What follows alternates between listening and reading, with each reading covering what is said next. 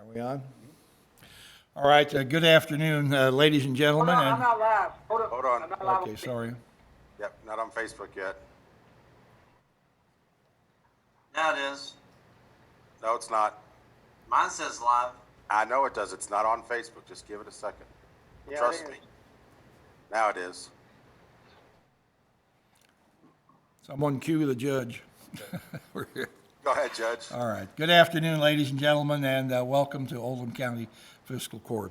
We're happy to have you here today for our third fiscal court meeting via Zoom and Channel 184. We hope that you'll be with us today to learn a little bit about the county government. We normally begin our proceedings with the Pledge of Allegiance, so I'll ask everyone now who's able to please stand.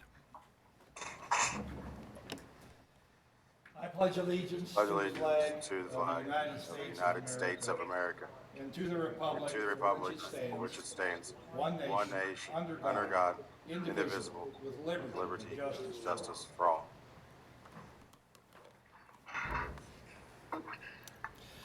Thank you. Now I'll ask our clerk, Sheila Fair, to please call the roll. Magistrate Likens. Here. Magistrate Tice. Here. Magistrate Harrison. Here. Magistrate Greenwell. Here. Magistrate Hounds. Here. Magistrate Hawkins. Here. Magistrate Dye. Here. Magistrate Logston. Here. And Judge Vogel. Here. Having all members of the fiscal court present, this meeting is now in session. Is there a motion to accept the agenda for today? So, All right, I believe we may have an item or two to add to it. In community business, under the first reading of the budget, would you please add the interlocal agreement with MSD and OSEA?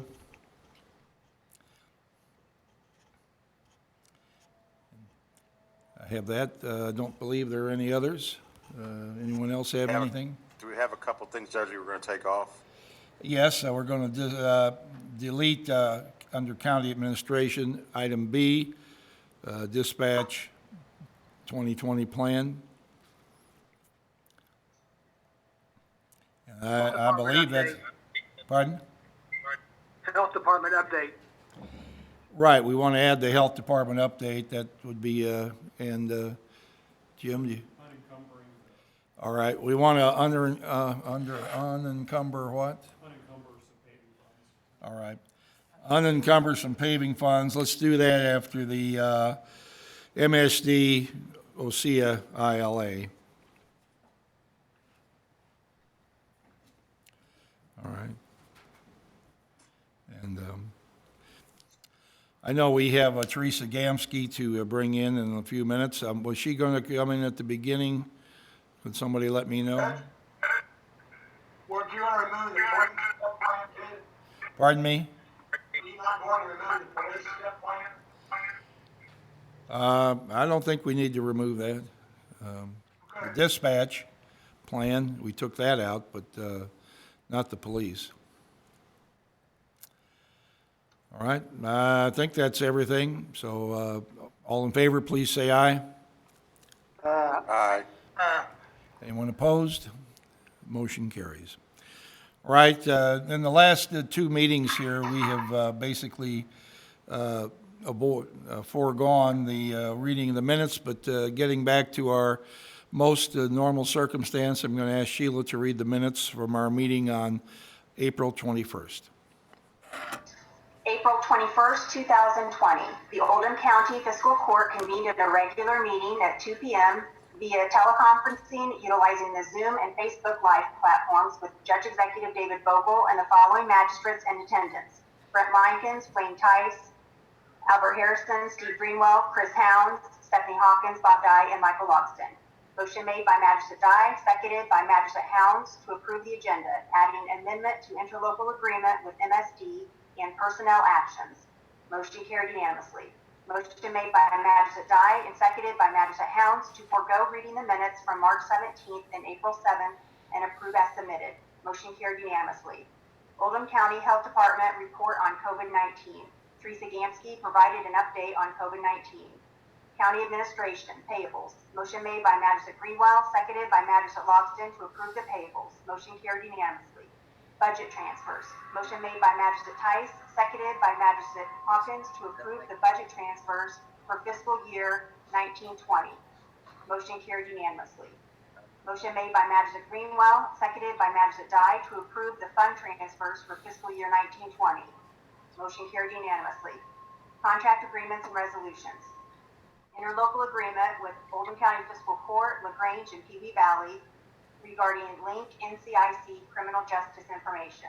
Motion made by Magistrate Hounds and seconded by Magistrate Dye to authorize the Judge Executive to sign the interlocal agreement between OCFC and the cities of LaGrange and Pee Wee Valley, assigning management control of Oldham County Dispatch to Oldham County Police Department for purposes relating to Link NCIC equipment and criminal justice information. Motion carried unanimously. ERS wireless service agreement, VHS paging and voice backup system at Central Dispatch. Motion made by Magistrate Hounds and seconded by Magistrate Logston to authorize the Judge Executive to sign the service agreement with ERS Wireless relating to maintenance and repair of the legacy VHS paging and voice backup system at Central Dispatch. Motion carried unanimously.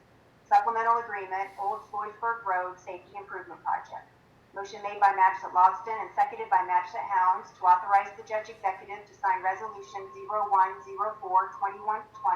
and Supplemental Agreement Number 2 with KYTC relating to $1,019,303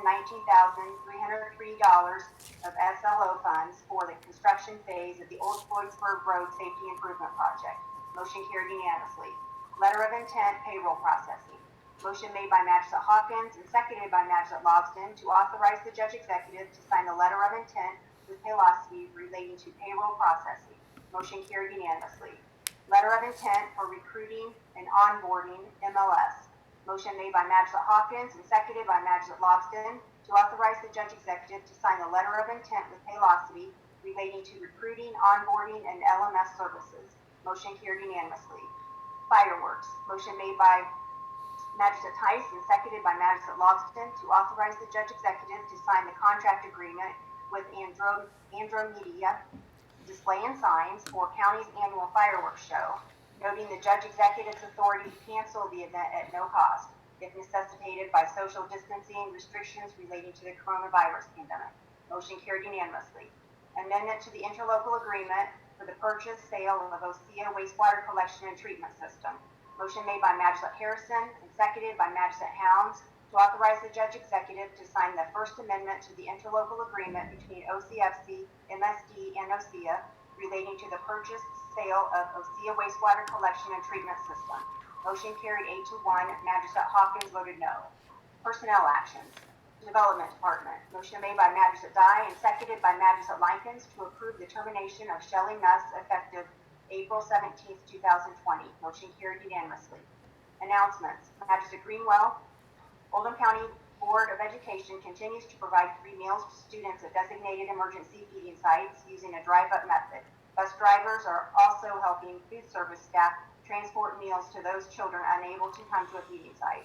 Magistrate Hounds thanked Teresa Gansky for keeping Oldham County informed about the COVID-19 pandemic via public announcements, website, and Facebook.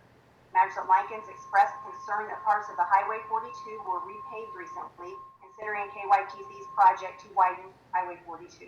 Magistrate Dye reported continued car break-ins throughout the county and reminded community to keep vehicles locked.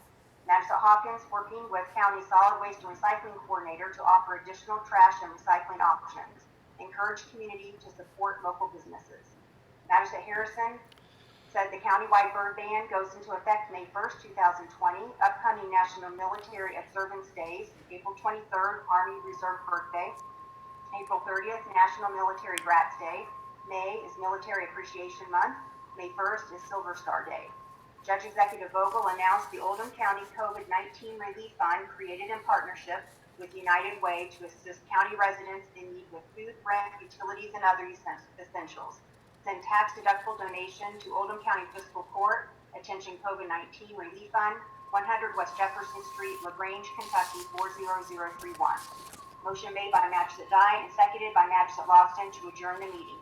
Motion carried unanimously. The meeting adjourned at 3:41 p.m. You've heard the reading of our minutes from April 21st. Is there a motion to approve? Motion approved. Second. Are there any corrections? Measure Greenwell. Judge, I think under personnel actions, we misspelled a name there of the employee that was let go. Okay, I think it's Shelley Nunn. all right. I will correct that. Thank you. Any other corrections? Hearing none, all in favor, please say aye. Aye. Opposed? Motion carries. A couple of things that were said during the minutes read that just caused me to think of a couple of things. Today is Giving Tuesday. Giving Tuesday is an effort that a lot of nonprofit organizations have developed over the last 6 months to a year, I guess, and to ask people to think about giving. Maybe it's once a month, I'm not exactly sure, but to give to support nonprofits. And a lot of people are doing that because we all know everybody is down. One of the groups that's being supported here right now is our Oldham County COVID Relief Fund. Right now, we have somewhere in the $68,000 to $70,000 range, I believe, that's been contributed through Fiscal Court, United Way, and individual donors, and one foundation. If you would like to help with this fund, please go to the United Way, Louisville United Way website, and you'll find a link on there for our Oldham County website, and you'll be able to contribute $5, $10, anything you can give will be very helpful and very much appreciated. We have good people working in our community to provide food, rental, mortgage, and utility assistance, and we want to continue that as long as we possibly can and as long as is needed. I also heard break-ins mentioned again in our comments, and over the past 2 weeks, we've had at least 20 break-ins to vehicles in Oldham County. There are people coming through, checking doors for unlocked conditions. If they find one, they get in the car and grab anything they think is worthwhile. As of late, they've been taking mostly purses, and of course, purses contain credit cards, checking accounts, and other personal and valuable information, so please lock your doors. I heard this morning about 3 ladies that were taking a walk in a part of the county, parked their cars together, apparently forgot to lock their doors, and came back and found their purses gone. So this is happening during the daytime as well as at night. So please, heads up, lock your car. It's a simple thing to do, and it'll save our police time and save you a lot of agony if you happen to be someone who is a victim. Now I believe that, is Teresa Gamsky going to come on with us next? Or is that? Leanne Comer. Leanne Comer, all right. Leanne is in our green room, I believe, and there you are. And, happy to have you here today, Leanne, and can you give us an update on our circumstance from the Department of Health, the point of view. Yes, thanks for virtually inviting me to fiscal court, and just wanted to give you a quick update. In Oldham County, we have 35 cases to date. 5 are actively still in recovery, whether that's at home, and 1 still in hospital.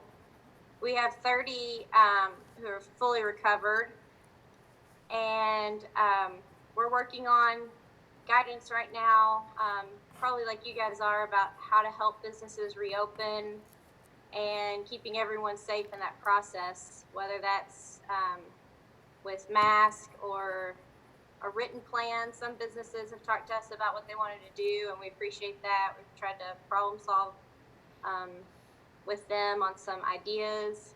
We have distributed over, I just added it up actually, 172,851 masks to Oldham County from the national stockpile that came as you know, Jerry and Kevin were very instrumental in the road department, getting that push to the health department and then out to the facilities in Oldham County that were essential services, that are healthcare workers, our first responders.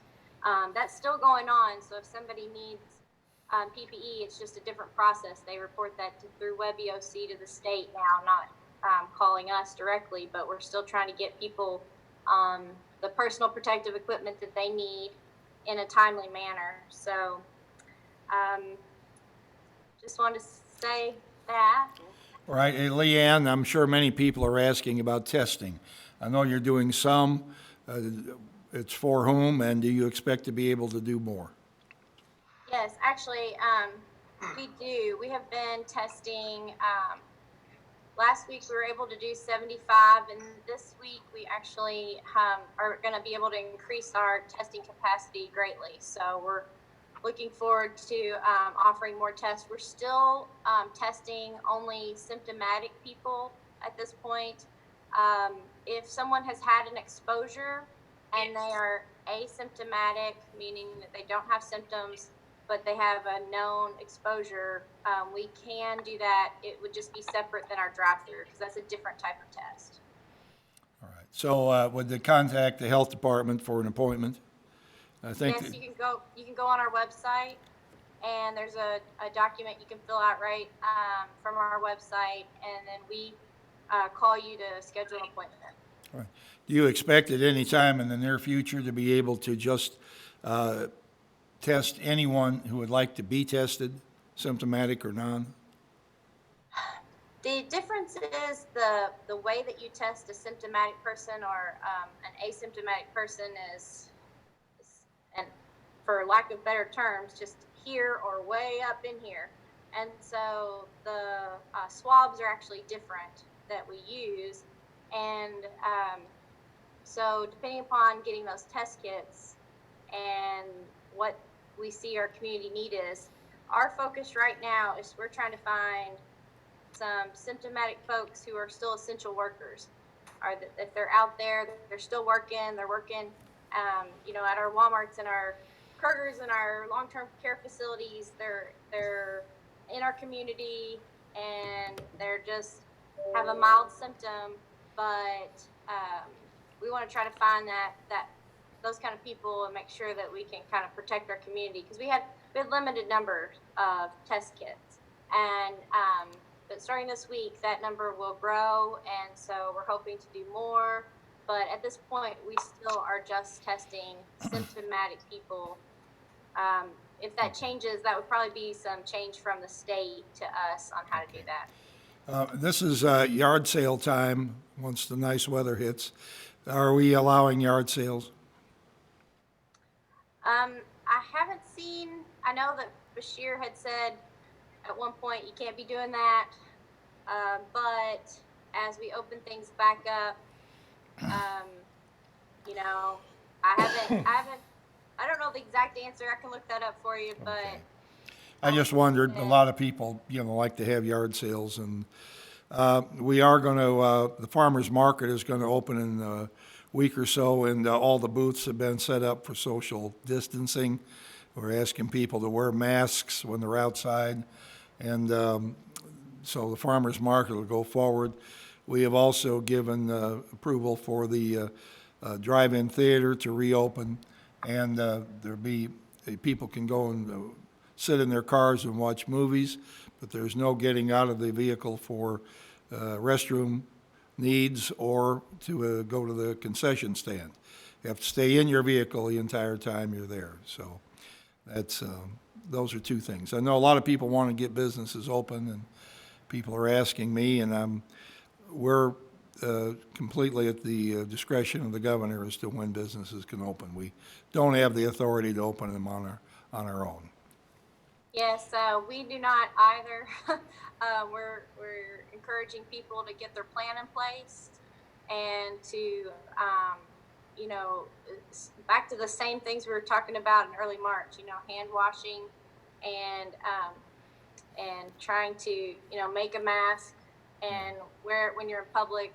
And we're trying to get back to a I guess, a different type of normal. Right. I hope this is just a temporary abnormal. Any members of the court have any questions? Michael Logston. Yes, Leanne, thank you for coming on today. My question is, are we ever going to do any antibody testing, like a sample of 50 people in Oldham County come into the health department, take a sample to find out how many people might have already been immune to this versus, you did 75 tests this week. Is that what you said? Last week, sir. Last week. And how many of those, have any of those come back positive? 2. Two, okay. So, I mean, I would just love to be able to figure out when we could do some antibody testing just to see how many people in our county have actually been exposed to it and have already gotten over it. That would help us out with our rates. I mean, thank God we don't even have any deaths yet, so thank God for that. But, I would just love to know how many people have actually been exposed to this virus. Because if you listen to other places around the United States, the people that have been exposed is a whole lot more than what they're saying. So I agree 100%.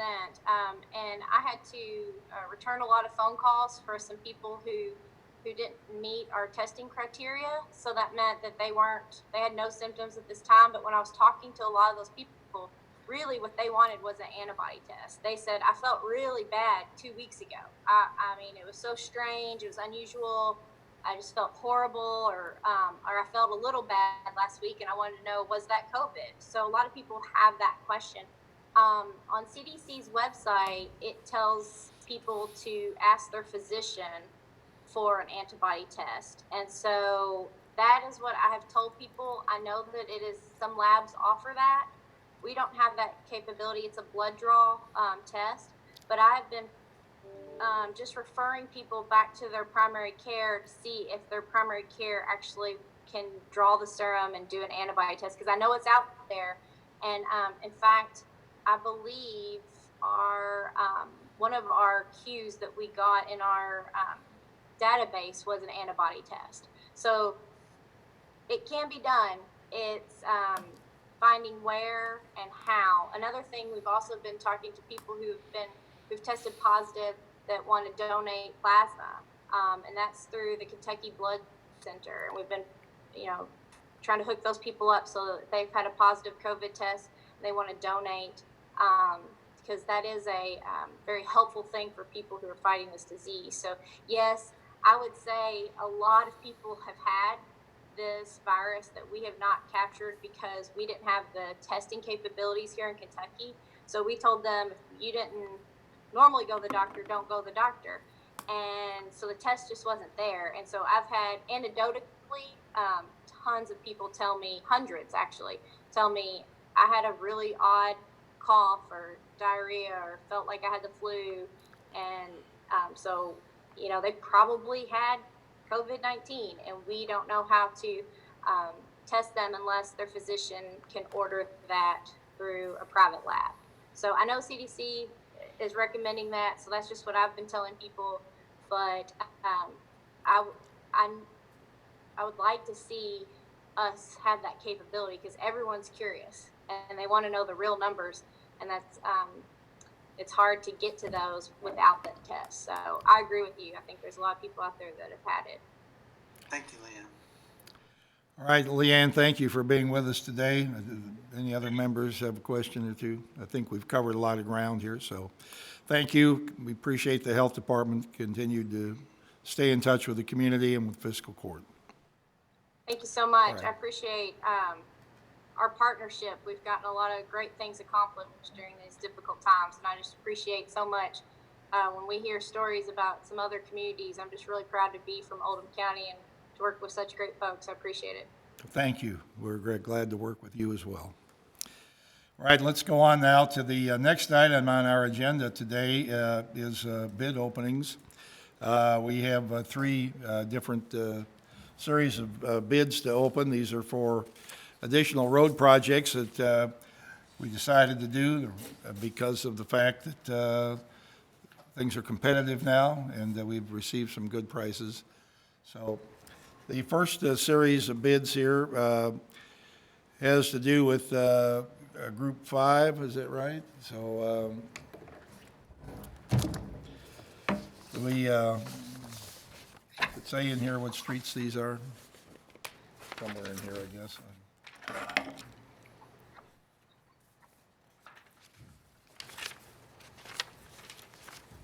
Say what, Mayo Lane, The hill area only, the Hill area, and then it's various streets in Glen Oaks. various streets in Glen Oaks, okay. Anything else? No. Glen Oaks. Glen Oaks, all right. Okay, first bid here from Flynn Brothers, $191,522.40. The next one is Hall Contracting, $197,298.85. Libs Paving, $172,881.86.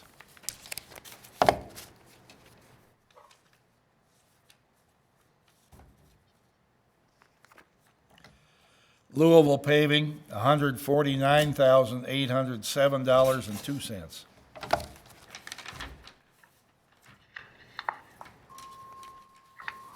What was the Louisville paving? I'm sorry, Judge.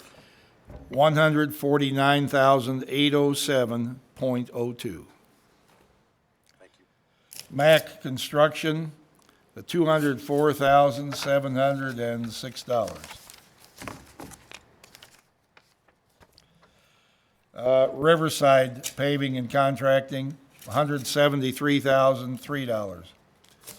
I'm just gonna leave the cents off. I don't think that makes, don't need to go that far. All right, here's Wingham Paving, 198,642. That's Group 5, thank you. All right.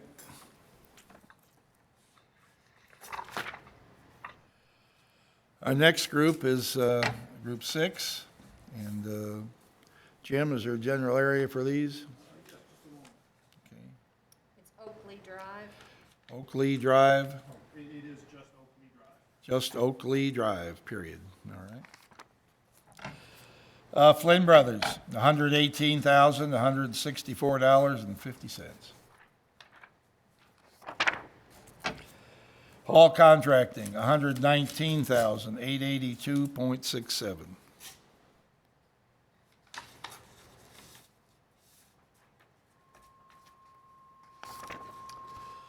Libs Paving, $111,831.94.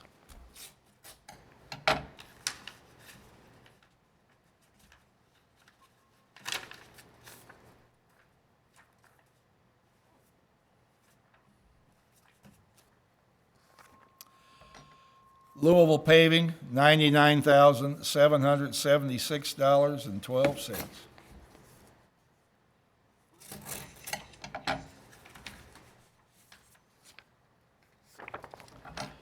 Mac Construction, $122,850.75.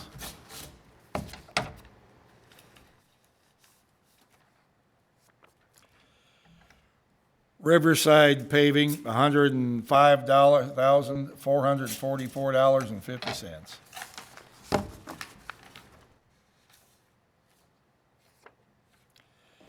Wingham Paving, $122,778.13. That's it for that group, and now we'll go on to this next group. Is this the chip and seal group? It's countywide cracking. Countywide crack and seal, okay, cases, so it's all over the place. This is to repair roads that don't necessarily need repaving, but do need some repair work. Hall Contracting, $57,867.55.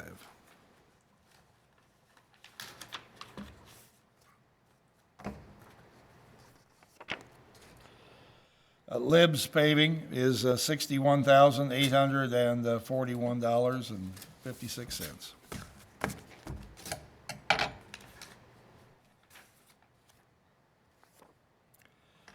Louisville paving, $60,071.24.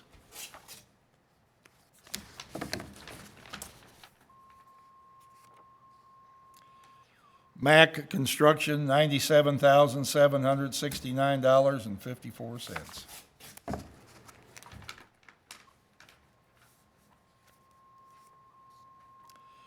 Riverside paving is $47,584.50. Last one coming up here. This is from Wingham Paving, $67,274.16. All right, I think we can have our county engineer take these, and I believe we should be able to award these by the end of the meeting. Come back shortly. All right, we thank all of our bidders that have participated. Appreciate everyone who's interested in doing business in Oldham County. The next item on the agenda are the payables, our bills for the previous 2 weeks. When you're ready, I'll accept a motion. Make a motion, we pay the bills, please. Second. Any discussion about any of the bills? Seeing none, all in favor, please say aye. Aye. Is there anyone opposed? Motion carries. Next item is the dispatch police step plan here. Is Tina Schaaf with us? She's not here just yet. All right. Let's, you want us to move on, Kevin?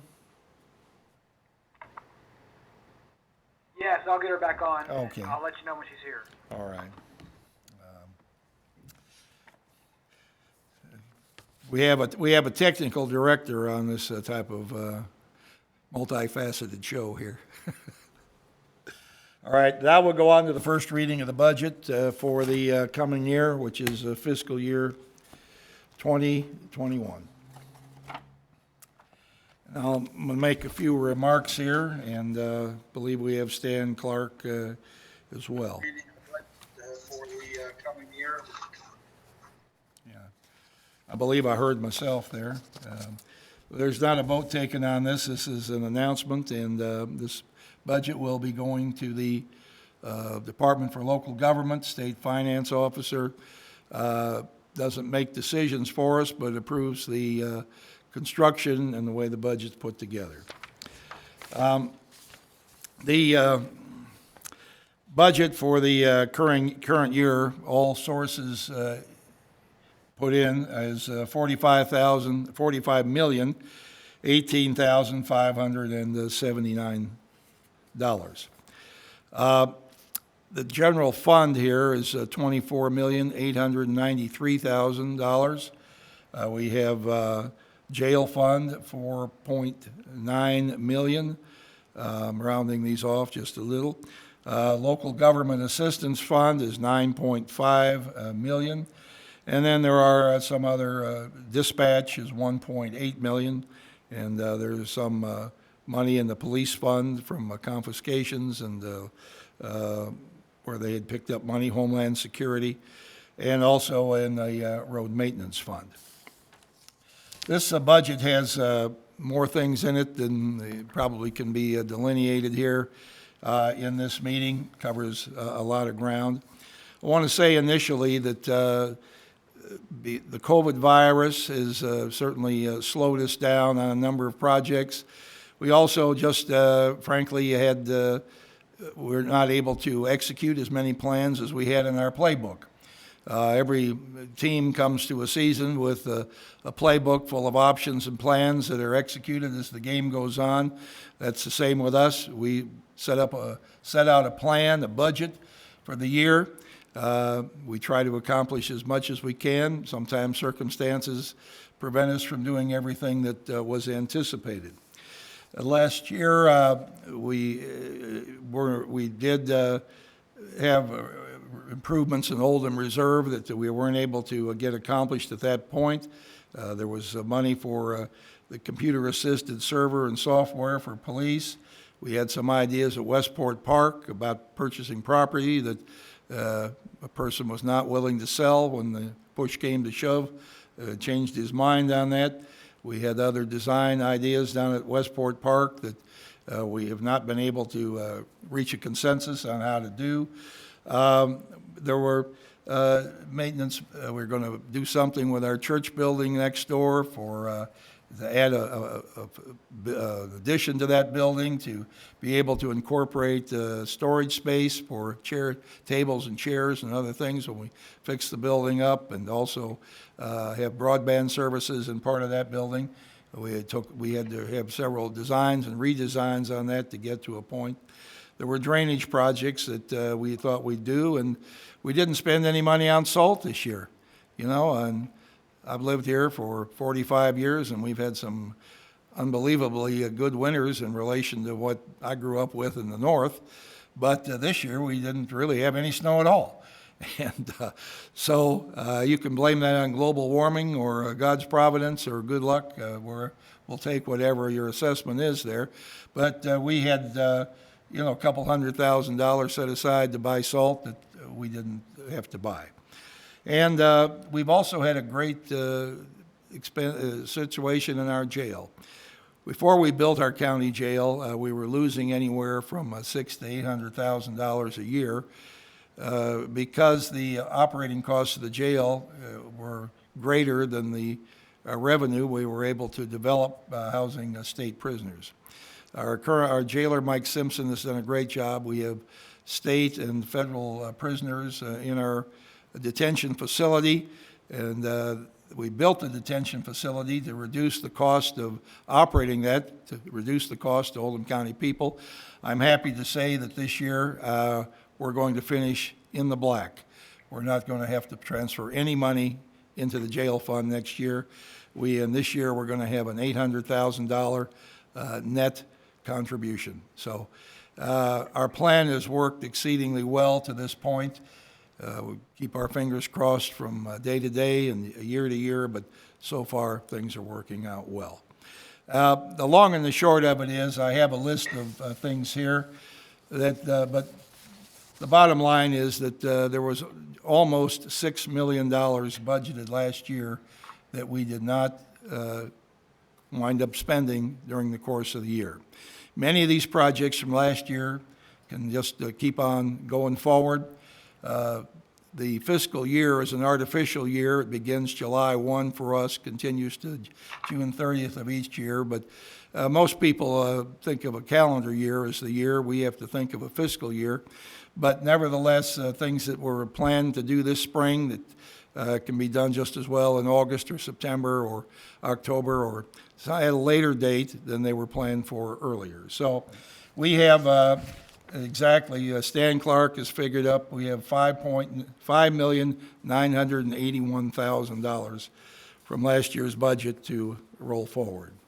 So the current budget is showing a deficit of about $4 million and some dollars, I believe, maybe 5.3, because I've added something else in here to be considered.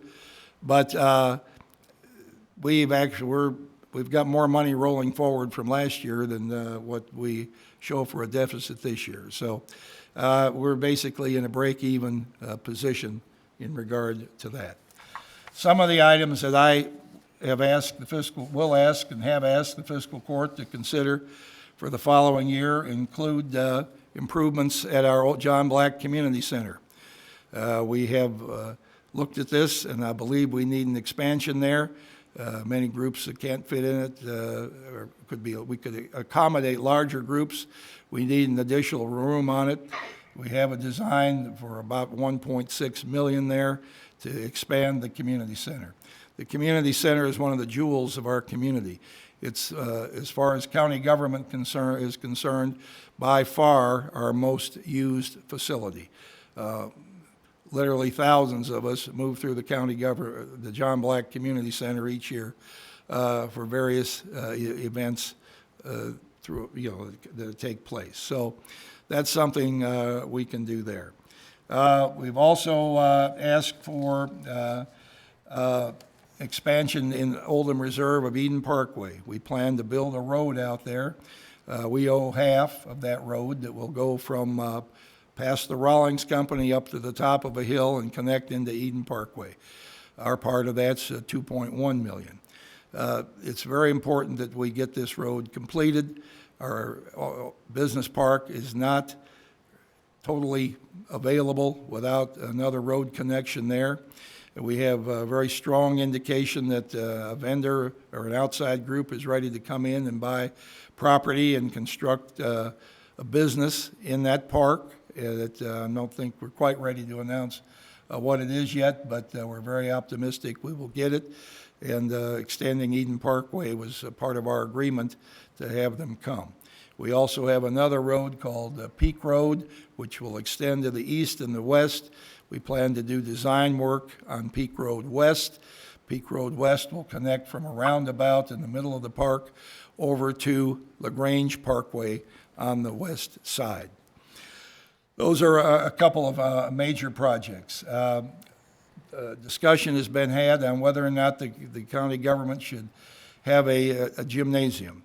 All right, we don't have one. The school board has several, but it's not easy for our Park and Rec department to operate a gymnasium that's not ours. We're sort of renters, if you will, on other public property.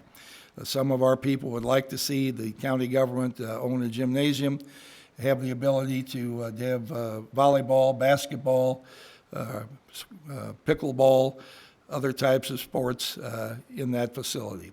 We have a space in the Wendell Moore Park that could accommodate that very nicely. So I do have $1.5 million in there to consider that. I say consider because that could easily be something that is pushed back and not done.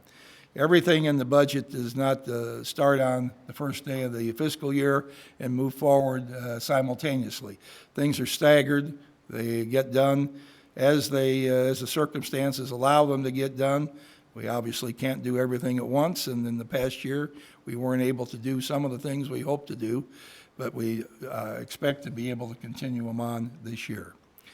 Some of the people in our community have said that we do not have an adequate animal control facility. I agree with them. I think our magistrates agree with them. Our facility needs a definite update. And actually, we would like to build a new building. That building would be on Highway 393 opposite the Oldham County High School football stadium. We have property there, and it's sort of above the current animal control facility.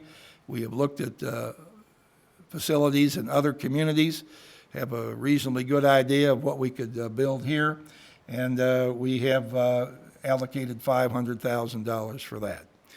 Another $500,000 has been allocated for improvements in Westport Park.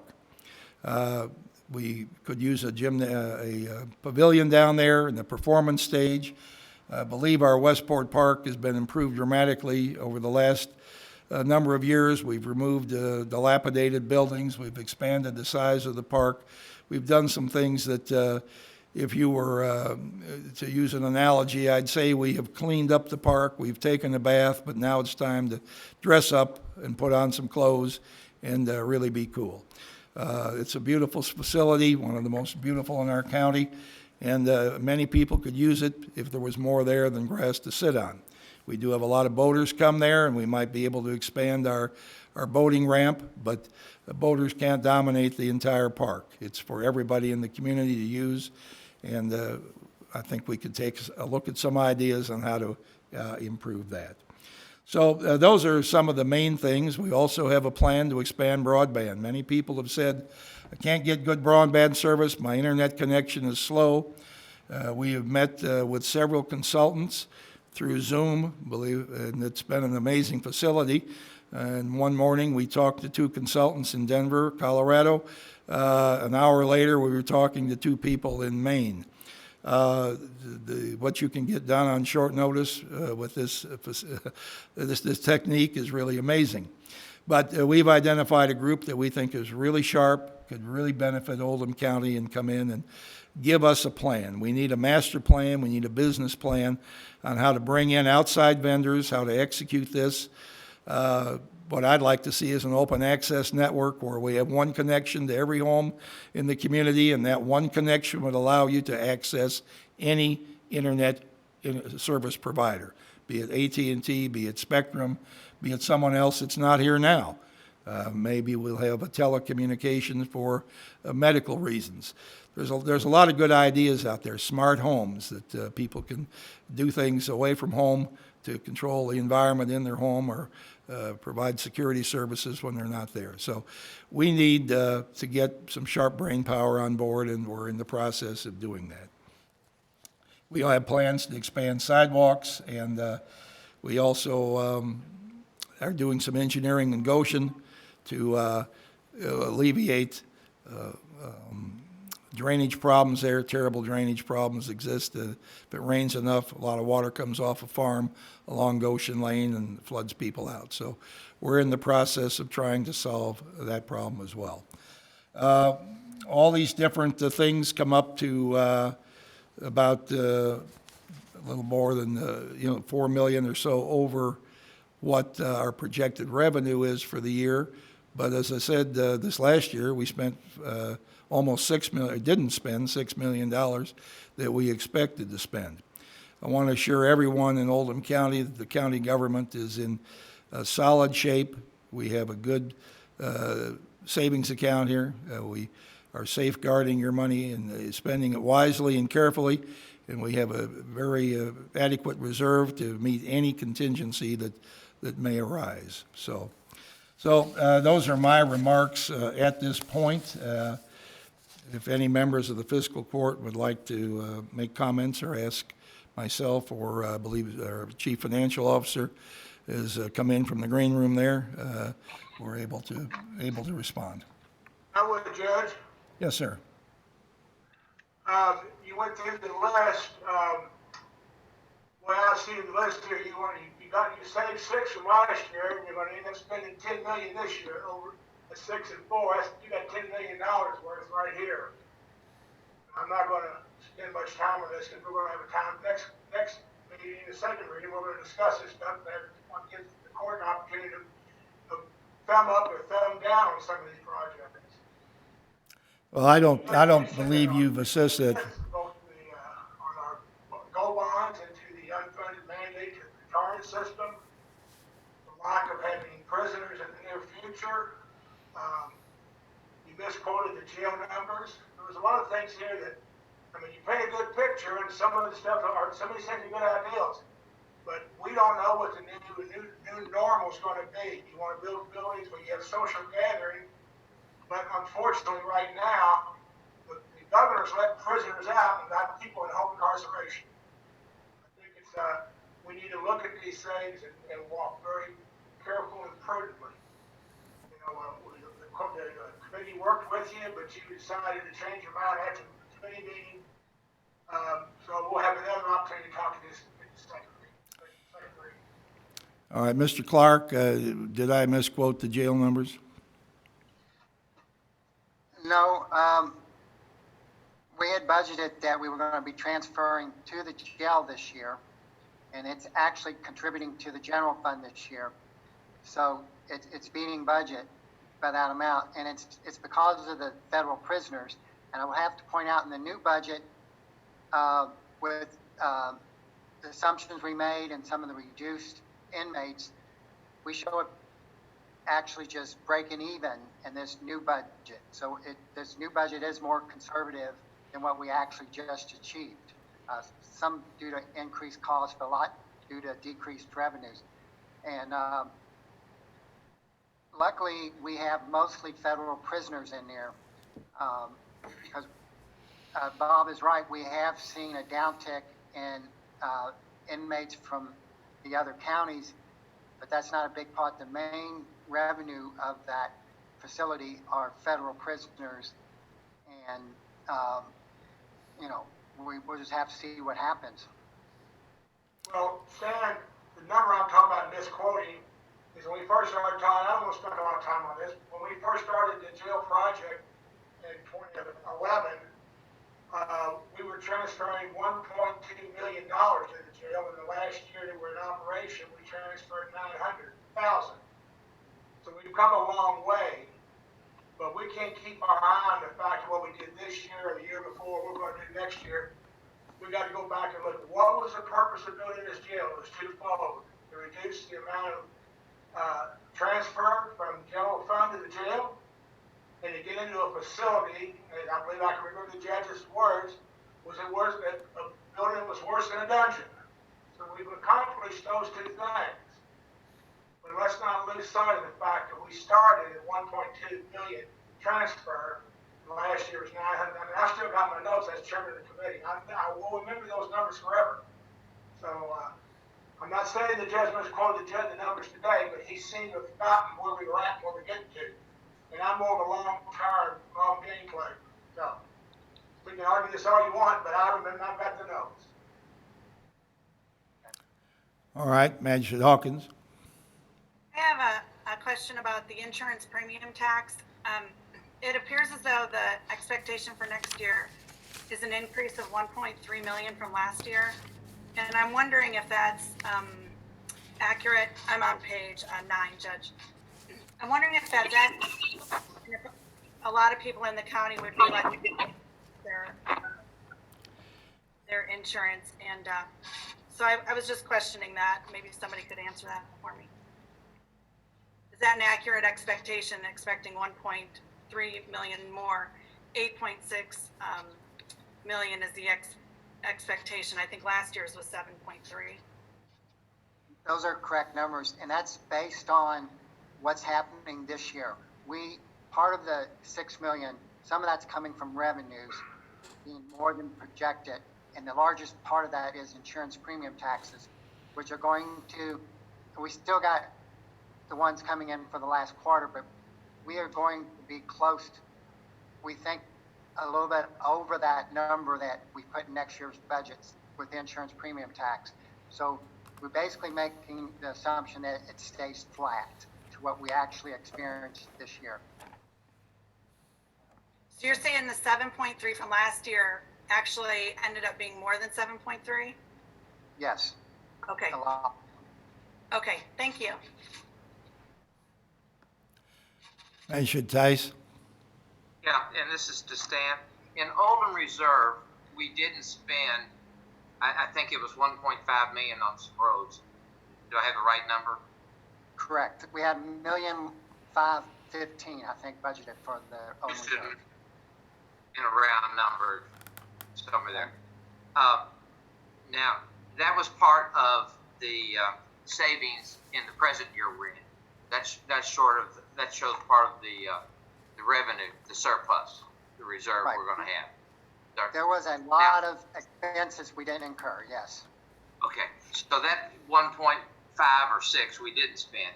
Now, will we still have that same money that we're still planning on spending that money whenever it comes up that we can, is that right? That is correct.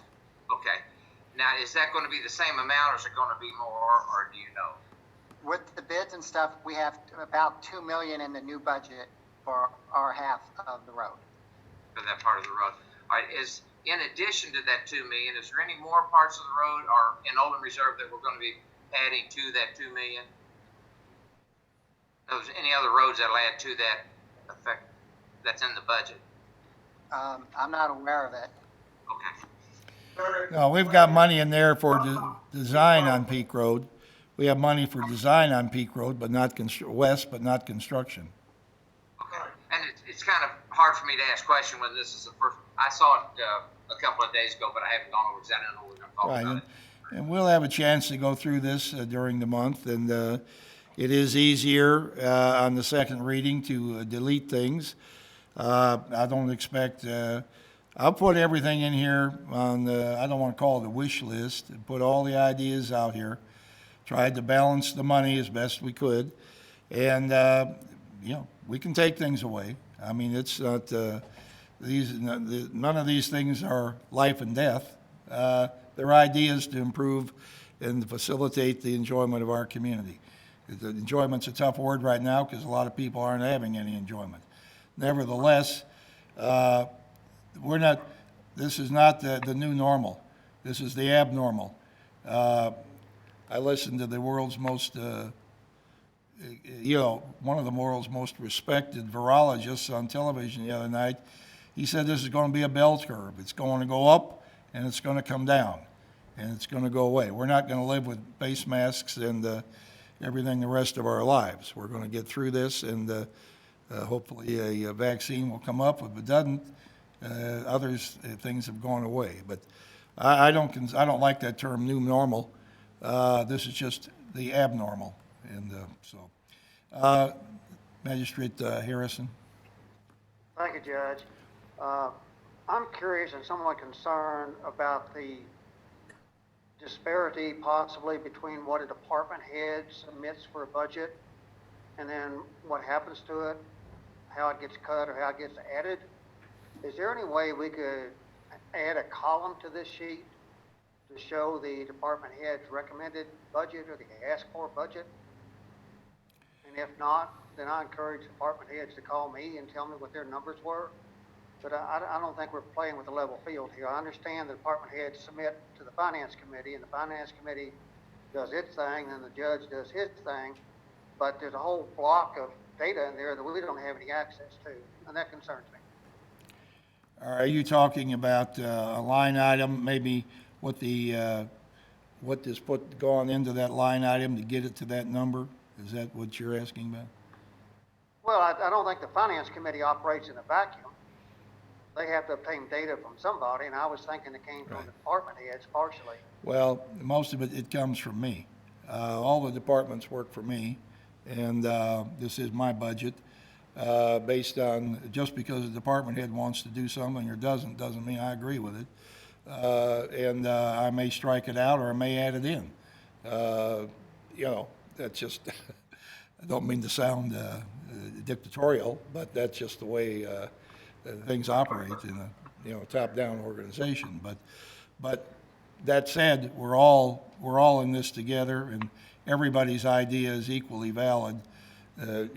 To a certain point, and I respect everybody's point of view, and certainly we can't put it in this document, which goes to the state, but we certainly can break out, if you would like to see what broke out in other departments, I'll be happy to share that with you anytime, and so that you can have that idea. So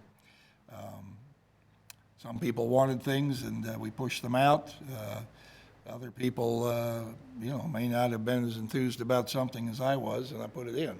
So, but that's why we have 9 of us sitting here and not just one. I'm not a dictator.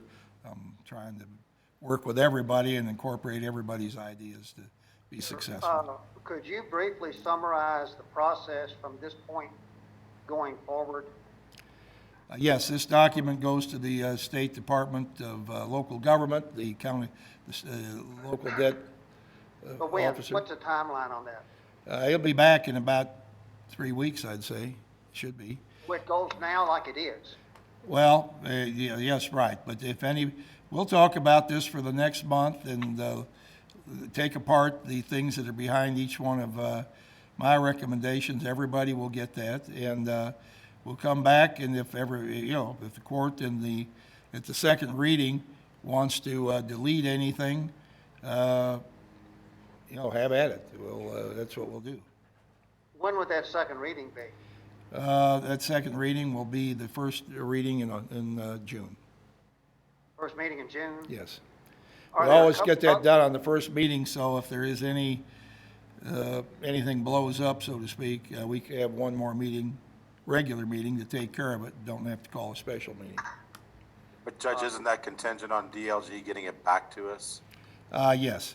We have to get it from DLG and then we can have the meeting, right? Yes, right.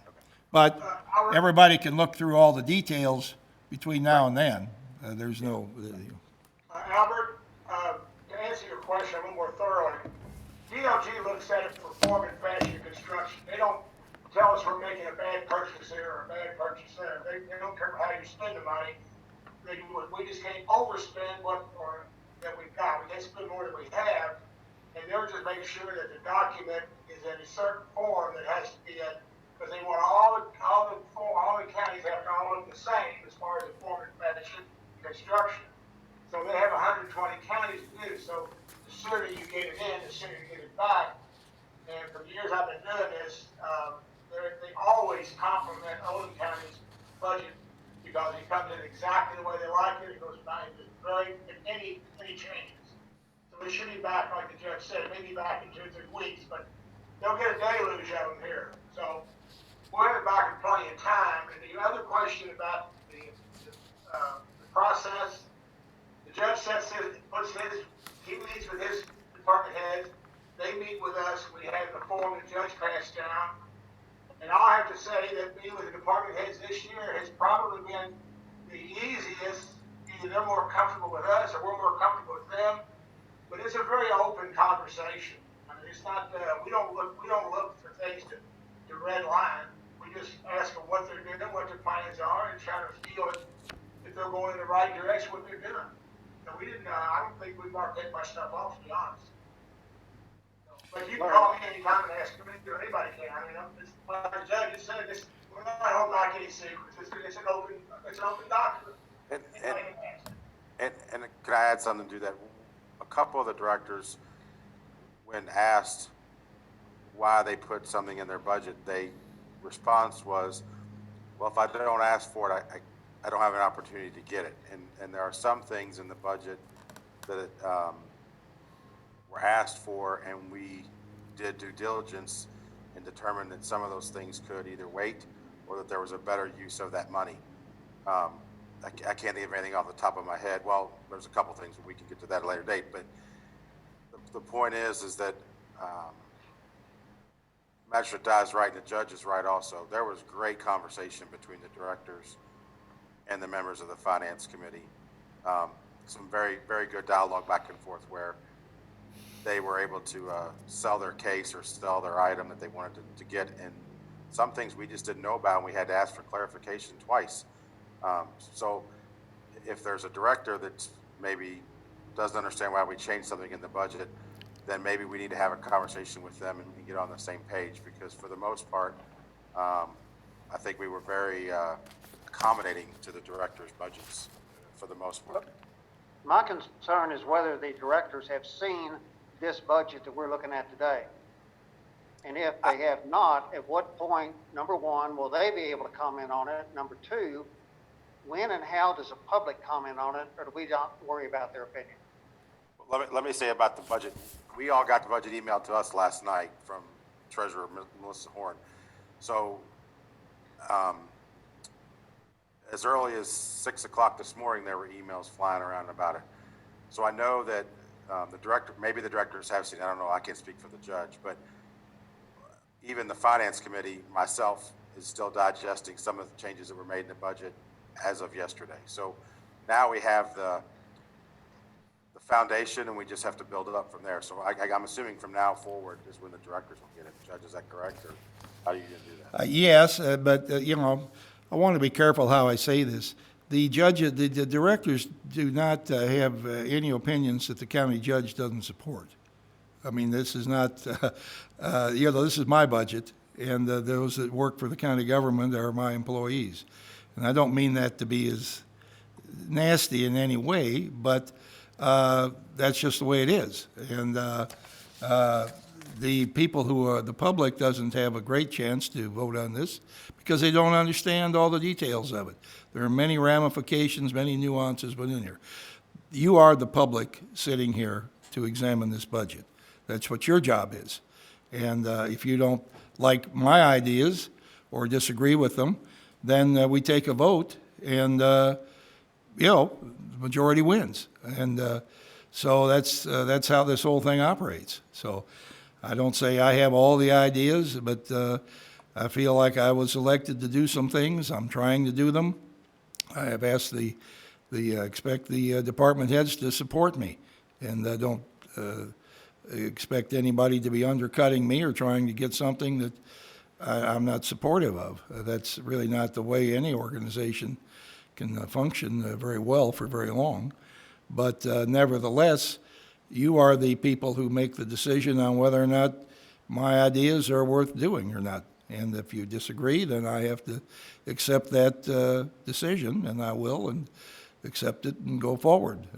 We don't, but there were a couple of things in here that the Finance Committee wanted to knock out. One was working down at Westport Park. I put $500,000 back in there for that. We can certainly have a debate about it. I'd put the gymnasium back in at $1.5 million, and that was something that they said they could do without. And all I said is if the entire court doesn't want it, you know, I've got my marching orders, and that'll be the way it is. But I felt we worked particularly down at Westport for quite a while, and I don't want to give up on it because I think we have, like I say, we created something down there. We've cleared property out. We've spent money. We've invested to make that a nice park, and I don't want to quit before the blessing, so to speak. But we have a finite amount of money, although we do have a good reserve, and our reserve is up substantially because we did not spend the dollars last year that we had intended to. And even if something's in the budget, doesn't, like I say, it doesn't all start on day one simultaneously. Some things may not be until the spring of next year. They may not get done at all. I mean, but it's an idea that is in there if it's possible to do something. Magistrate Logston. Judge, point of order here. Under Robert's Rule of Order, aren't we just supposed to bring this forward and discuss it later? I'm not so sure we can keep an open forum on this right now. No, I don't know of any Robert's Rule. I mean, I think that's when you brought something forward for the first reading, that was the first reading, and you discussed it at the second reading. well, I don't think there's any, we're not making any decisions here today. We're just asking, people are asking clarifying information. So I don't have a problem with it. I think Crestwood City Commission, for example, functions that way, answers questions, but I don't want anybody to think I'm just putting out ideas. We'll have 30 days to look at them and debate the biggest numbers or the most, I'll provide everybody with a list of what's in anything they want to see. So, Magistrate Likens. Yes, sir. Is this budget online, or is it online maybe after DLG approves it? No, it's online immediately. So any director or any citizen could actually look at it and contact anybody here if they have concerns or questions? Yes. Right. Very good. Right. All right. Well, Magistrate Tice? Yeah, let me ask one more question. Now, as planned right now, the second reading is not going to be for another month. Since at this point, we're not having a lot on our agenda. If we brought this back up for discussion in 2 weeks, not as a final or the end discussion, but if we had an open at our next court meeting where we could discuss about this, we could start the conversation maybe on what everybody likes or dislikes and have some idea, and then come back in another 2 weeks knowing where we all stand. Is that a thought maybe you'd want to consider? Sure. I mean, rather than go away for a month and not have anything until the last day.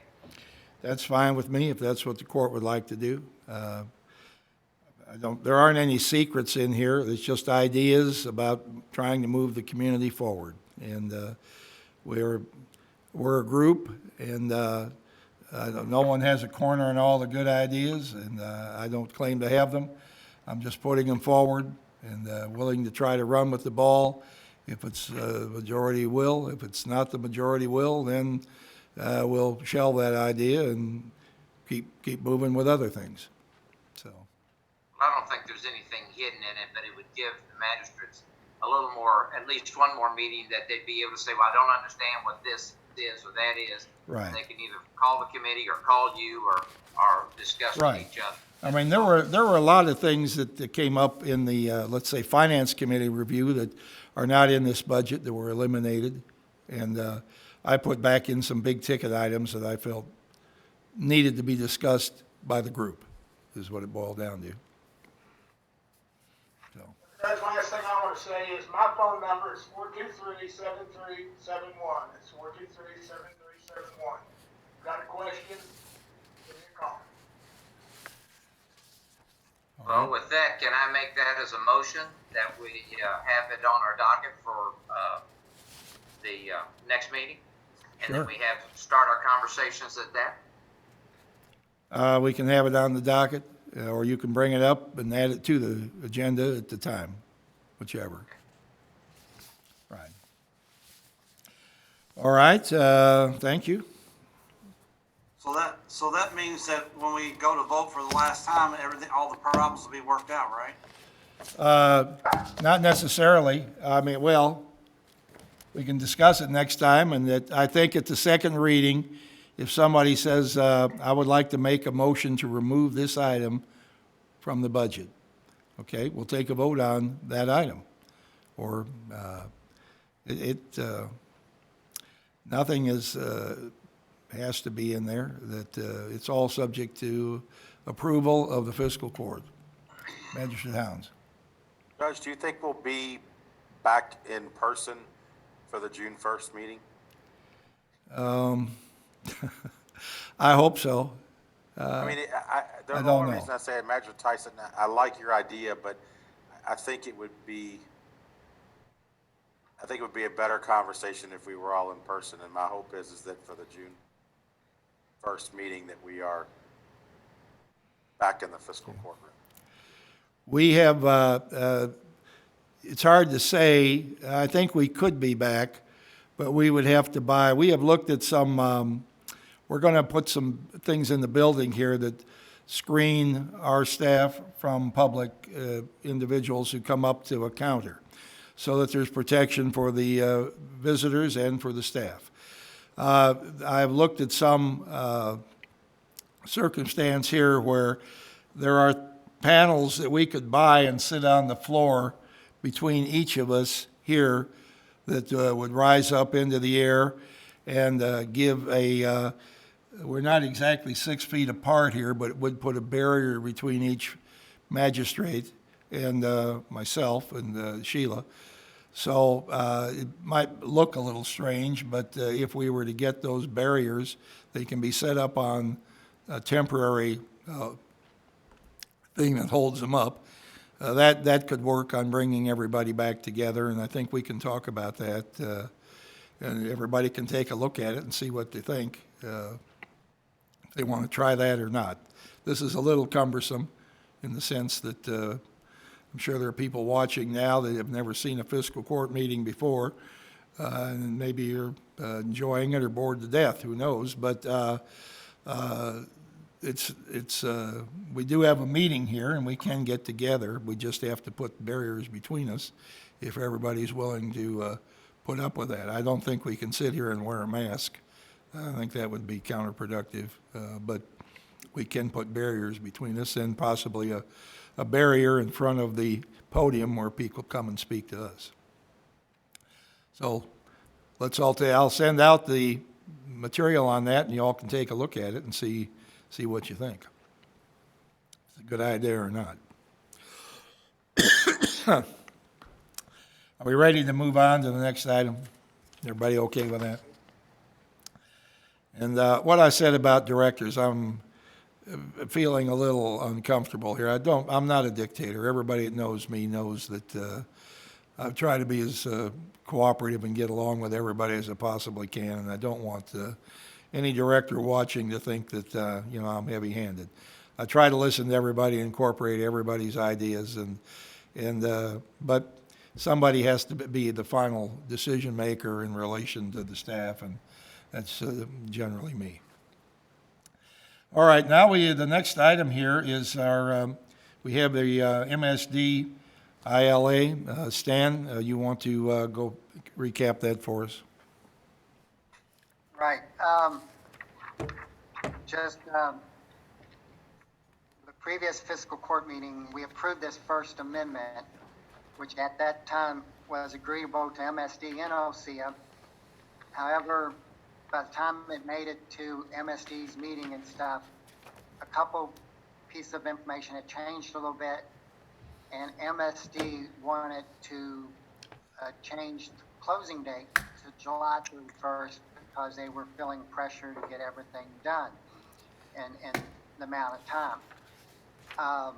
OSEA was against that. Anyway, upon discussion, we discovered the reason they were having a time crunch was that it concerns easements. They wanted to put all the easements that after we title search them into their GIS system. Turns out they're putting it into Logic, and Logic told them that they could not put any information in until they had a signed asset purchase agreement, which we had originally asset purchase agreement and closing was to be one and the same, June 30th. So since we were well on the way with title searches and stuff, we basically changed our agreement and added that we would do the asset purchase agreement by May 30th, therefore giving them the 30 days more that they needed to get it into the system and then notify OSEA of any potentially missing easement. OSEA just doesn't want to drag it on, and they want to know if MSD thinks there's missing easement. So they made what they called minor changes, but our county attorney says, these are changes to the agreement as approved by fiscal court, so we need to bring it back for approval of what has been signed by MSD and OSEA now. And I'll point out, there's just a handful of changes. The first thing is they added a section 10.1. There was a place where we had a placeholder, and we were using that with 10.1. And all 10.1 does now is says that we're closing by June 30th. Nothing's changed there, as long as we get the approval by the Kentucky Attorney General, Department of Local Governments, and the various other consents that's in the agreement. We don't foresee any problem with that. The other changes were on page 1. We changed that we would, by May 30th instead of June 30th, enter into an asset purchase agreement. And that's not an issue. The asset purchase agreement is written, and it's been reviewed by most attorneys, and so it's well on its way to a final document even this early. The next change is concerning a couple pieces of debt. If you remember on page 4, there was something referring to a pending loan of monies that might be borrowed from KIA for some future work needed. KIA responded that that debt would not be in OSEA's name because it's going to be after the closing. It would be directly made to MSD.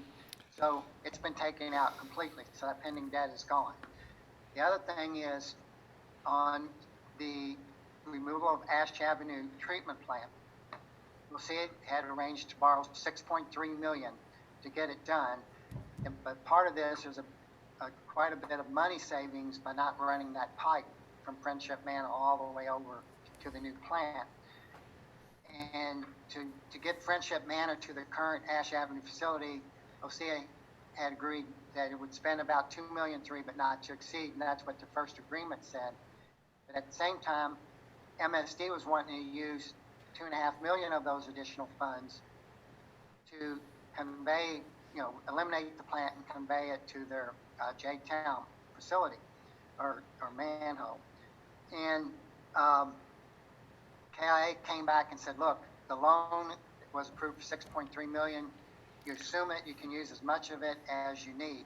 So in this agreement, what we've changed is saying, we didn't change, OSEA is not going to use more than $2.3 million of it, but we now recognize that the total loan approved was the $6.3 million, and that loan is being assumed by MSD. So that, if anybody had any questions that may have not been clear, those are the changes which are, doesn't change what we really agreed to.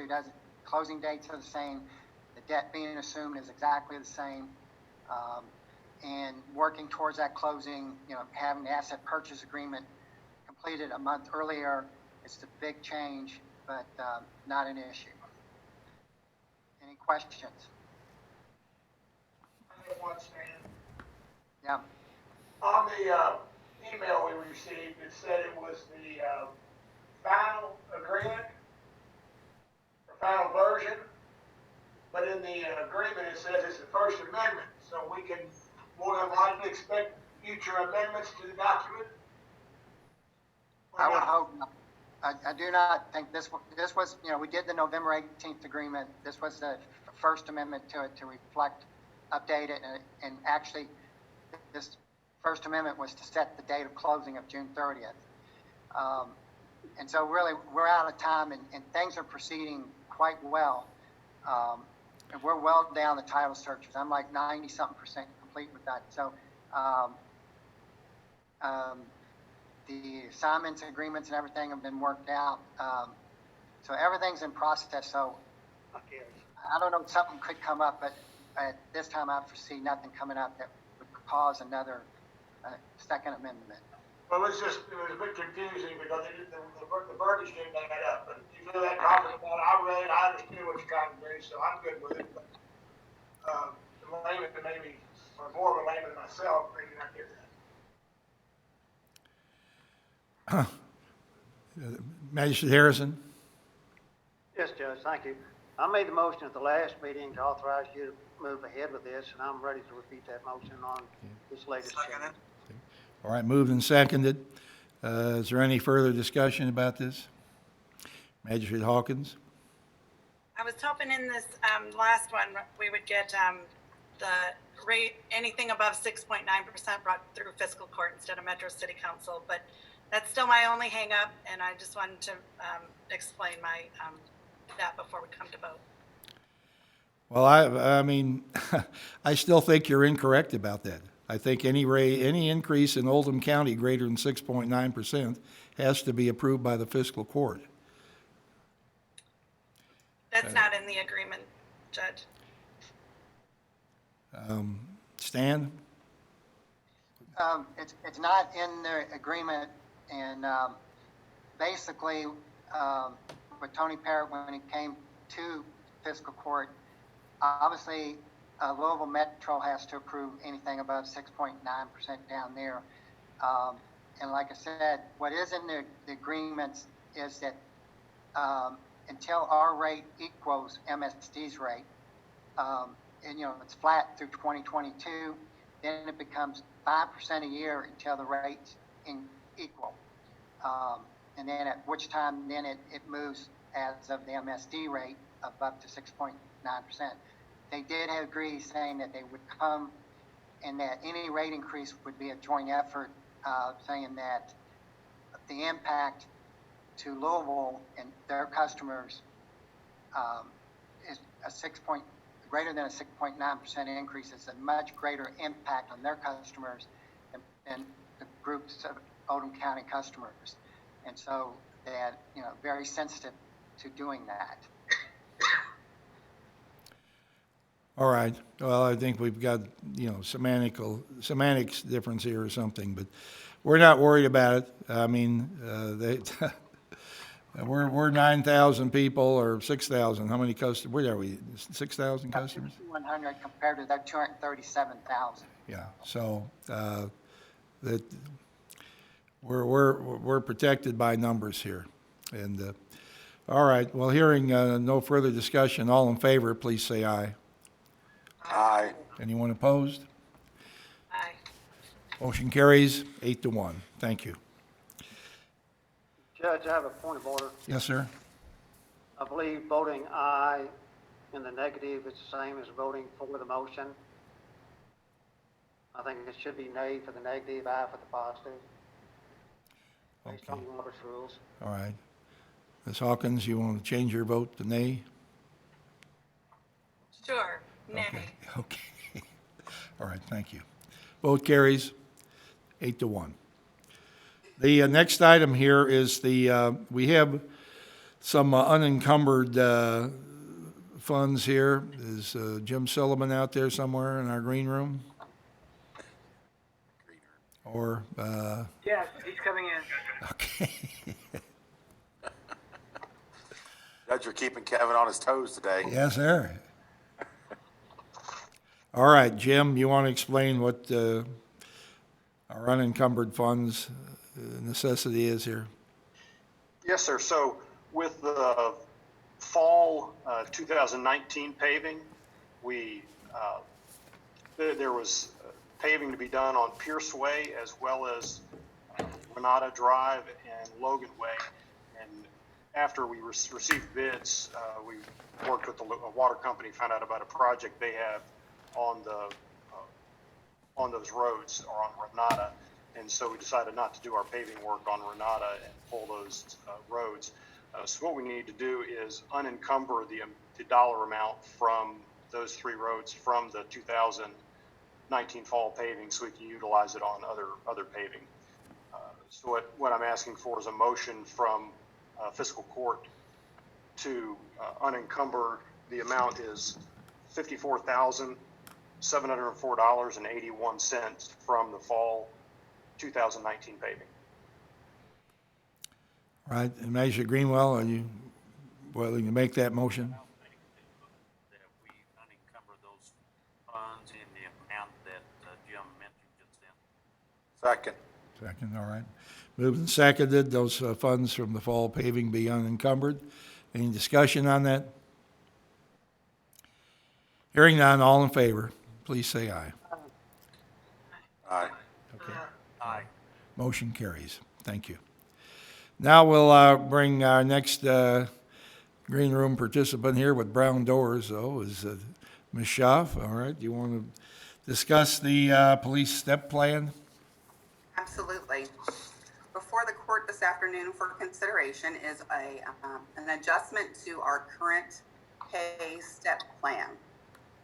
In 2018, we adopted a step plan for the police department.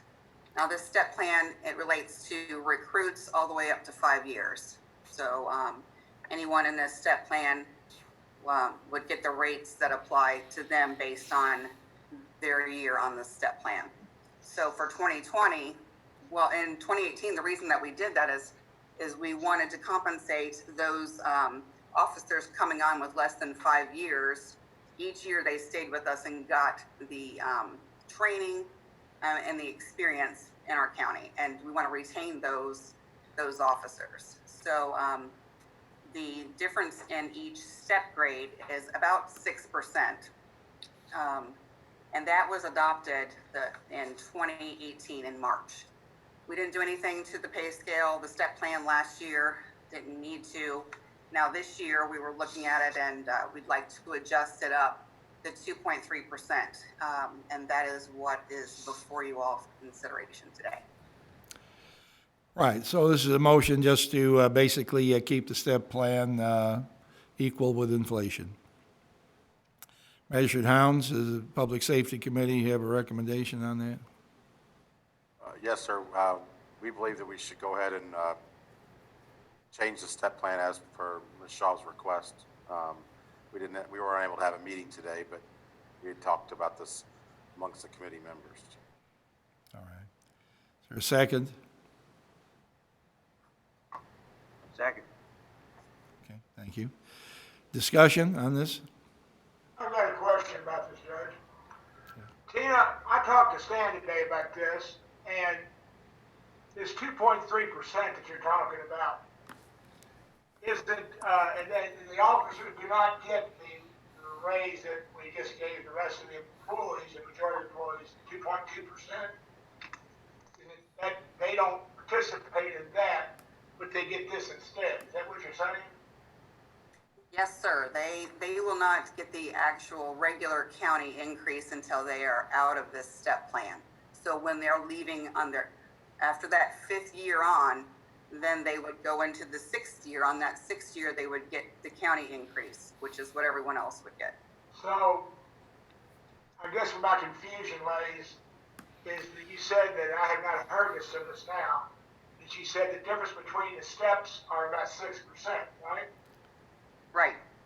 Okay, if you're, and it's a little confusing for me, but if you're giving them basically just a raise like everyone else is getting, because just because it happens to be about the same amount of money, okay?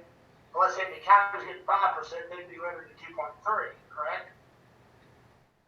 Can you repeat that? Sorry, I was getting every other word. If we were to give the county employees a 5% raise, they would be held at 2.3, correct? During the step plan. Well, on the step plan, there's a 6% increase in each step. Right. And Right. the step means that you go through seniority. Right. It was added. Years Well, if we experience. increase the step plan, and maybe I've got, maybe like the judge said, maybe semantics. It seemed like to me it would be stretching the step plan further apart. Which you're not going to do 6%, you're going to do 8%. And that way you get to jump up the salaries quicker. You take a larger step. All this is doing here is just giving them a raise that basically everyone else got just because it's close to it, not the same number. I don't see where this, what you did in 2018, I very much agree, but I don't see it, maybe you can explain it to me, but I don't see where you're doing anything in the steps between the recruit with 0 experience and the patrol officer's 5 years. It's still 6%. So when you, It's compounded. maybe behind the corpse sees it different than I did. Wouldn't you increase the distance between the steps to actually step up people's salary? No, we've kept, we've kept the increases between the steps the same. Right. The original one. But the starting rate, the base starting rate is what has increased to try to reflect the change, You're talking about the hourly rate. yes. Right, that was what me and Stan talked about. In 2018, and I know everybody doesn't have this piece of paper in front of them, but just bear with me. In 2018, the hourly rate for a 0-year recruit, okay, was $17.21. Okay? And I don't have the other one printed out here. Does someone have? Yeah, I do. No, I don't. 1761. I'm sorry. 1761. Now it's 1761. So between March of 18 and May of 20, we increased their hourly rate 40 cents. That's just the base. That's the base rate. These are going to be the coming in and moving up, yes, rates. So yes, we're hiring a recruit now at 1761, whereas we did hire them at 1721. And well, maybe I'm not getting it, but that's a 40%. That's a 40-cent increase over an increase in 24 months. Does anyone not see that, or is it just me? Say that again, please. In 2018, the base hourly rate was $17.21. Right. For a 0 recruit. If we pass this today, that same person, another 0 recruit, not the same person, but the same identical situation occurs. He comes in 26 months later, and he gets a 40-cent increase. I don't see where there's just It's only, but you're 0 to 1. So a new recruit that we hired was getting 1721. The new recruit that we're going to hire after this date would get 1761. That's the foundation. That's where it starts. Then it goes up from there. I get that, but shouldn't there have been some sort of an increase in 26 months? if we do that, then we run the risk of passing up officers that have been there longer. We used to do that. We used to do increases to the step plan pretty regularly, frequently. And what ended up happening is when you're bumping them up, this pay scale up, then you think about that 6th-year officer or that 7th-year officer. If these guys are coming in, they end up passing the officers that have been there longer. All right, one last question, and I'll shut up. I thought the whole concept of the step plan was to put everybody on an even keel, but then again, raise up the minimum starting rate so we could be in a more competitive position with our outlying counties and cities. Was that the point of all this? At some point, under the judge, Stan's left, so he can't say. But was it that the point of all this? Equalize the salary because you were outrunning other people because of holiday dates.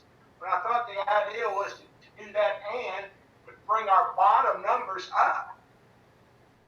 And I don't see that happening. I thought the step 6% raise was, 2 years ago, it's 6% now. Where have we done that? Or have we abandoned that idea? Or am I totally in left field? yes. I think most thought of the the court is purpose of pretty the step confused raise- about with your argument here. You know what? I think most people are pretty confused by your argument at this point. I think this is thought one of that the those things purpose that, of a like Magistrate Hound says, is easier to discuss face to face. Yeah, That's I thought the purpose of the step raise was for dispatchers and police in particular. Don't bring in the dispatchers. Okay, we'll take them out, we'll take them out. The first 5 years of an officer, we are asking them to invest in themselves, and we are investing in them. We want to make sure that we keep them because of the time that we have invested in them when we first bring them on. What is the police academy? 26 weeks? 20-something weeks. I may have my number wrong. But last time I spoke to the chief, it was a period of, I'm going to say 3/4 to a full year before that officer was on the street per se by themselves. So we've got a lot of time and effort invested in that officer to get them from recruit 0 to patrol officer 5 years. I understand that. My point being, I'll narrow it down for you. My point being, if you want to become competitive with your peer counties and cities, to hire and keep and retain these officers, you can't say, oh, by the way, if I hire you today, it's 1761, and in 26 months, I'll give you 40-cent hour raise for the next guy throws in here. You got to start those numbers higher. That's what, if we're going to try to get the number up. If we're not, forget what I've said. But I just don't see with this. I just think the policemen are not getting a fair shake. You're saying the cost of living adjustment upward is not enough to meet the goal of attracting and keeping new people. What about 40 cents into 26 months and tell me where that gets you? Yeah. Pack of gum, I I think guess. you're looking at it backwards. Okay, I'll shut up. Will, I'll shut up. I'm not saying anymore. It's 41 cents. That's what you can live with, or hold somebody, hire somebody 26 months later and give it, and his base rate runs at 41 cents. Then y'all got a real deal. Well, the person that came in at I just don't buy that. but the person that came in at the base rate wouldn't be getting the 40 cents. They'd be up 6% by the second year. Okay, all right. I'm done talking. Well, let's talk about it on another occasion here so we can see it on paper, what you're telling us. I'm looking at paper, and I just don't see it. Measure Tice. I think, and I hadn't thought about what he was saying, but let's say starting today as we're hiring a new recruit in at 1761. When we go next year, and if we give cost of living or whatever we call the employee, then that's, what does that 1761 equate to a year from now? And give me a second. They don't participate in the cost of living for the first 5 years. Because they're getting the step. I know, Bob, I know that the present employee that already hired in doesn't get it. But what happens years from now, we're bringing in a new person. Does he start out at 761 or does he start out at 1796, which happens to be at 2%, just assuming that everybody. 1761. And if he stays at 1761 for the period of the 5 years, then what's he come? What does he start out again? That's not and that's where we are. But that's where we are with your question right now. The new person would be starting next year at 1761. We're actually. I get that. Last comment. I'm not going to say anymore. I understand what you're saying about the step rate. I get every bit of that. But you're trying to hire people in new because we're running out of lateral transfer people. When you're hiring new people in new and you've got people, counties around you, cities around you that are hiring these people in and I'm not going to say a lot more money, but a relatively pretty good chunk of money more. if we don't get our base rates up, we're not gonna be competitive. We're not gonna get the kind of officers that we want, if we can get them at all. Let me make a comment about that. I don't know the number, how many people we got, but it's my understanding that we had a highly qualified pool of recruit applicants this last time. And Tina's shaking her head, yes.